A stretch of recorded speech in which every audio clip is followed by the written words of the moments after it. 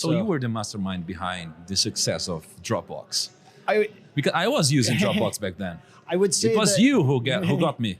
I would say that my most important thing I did was pick Dropbox because it was a really good product. The team built a really good product. And so, yeah, I can't add very much value if the product isn't great, if the market opportunity isn't great.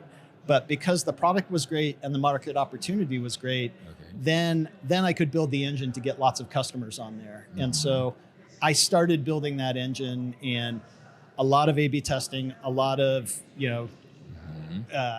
building the analytics and really studying the customers. So my biggest thing when I went to Dropbox was, this looks so good, I don't want to break it. That was my biggest fear.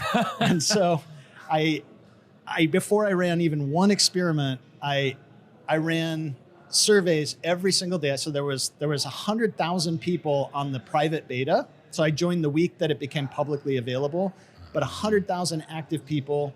I took that list, I broke it into 100 lists of 1,000 people. Okay. And every day I ran another survey to understand them better. So you divided like 100 groups. Yeah. And you started doing surveys to different groups and test something different every day. Just survey, just to understand. I didn't want to change anything till I really understood what was working and what wasn't working. But you divided into 100 different groups to try different things into the groups or something? Just for surveys. So if I asked them a question, okay, and I got an answer, immediately I would have 5 more questions. And so it was important not to send the survey to all the people. To everybody, okay. Every answer I got led to more questions. So it was like different questions to different questions, groups. And every time I got answers back, it's like, wow, if that's the case, then I wonder about this. And so and then at the same time I built or defined what the tracking should be so that we could really understand how users were moving through the site,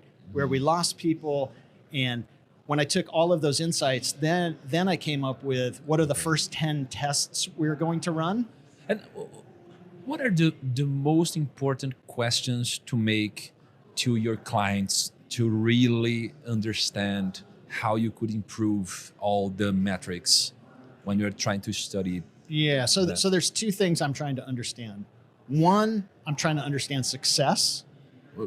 What do you mean by success? I'm trying to understand the customers who love this. Okay. Why do they love it? How did they get started with it? What were they using before? And then I'm also trying to understand failure. When we lose people, why do we lose them? And so if I can understand success first, then that tells me, okay, this is the prototype. I want to create this 1 million more times. And so that's where it becomes really important to understand Look back, man. Look back. How can we talk with a dinosaur walking? That's why I'm glad I'm on this side. That's crazy. Okay, sorry. That's okay. So you have this success on one hand. So the way I understand that, the survey question I asked for that is, I asked them, how would you feel if you could no longer use this product? Okay. And then I give them a choice. I say, very disappointed, somewhat disappointed, or not disappointed. And so I'm studying all the people who say I would be very disappointed if I could no longer use this product. And they're the ones that I'm trying to recreate that. And so if I can understand that, that's the success. And then who are all the people that look like them that never reach that state? And why are we losing them along the way? And so that's the information that I used. And the data as well, like where are we losing lots of people? I used that information to come up with 10 experiment ideas to drive improvement. And the reason I didn't just do one and then another one, is if I do 3 and they all fail, the team will say, why are we wasting our time on this bullshit?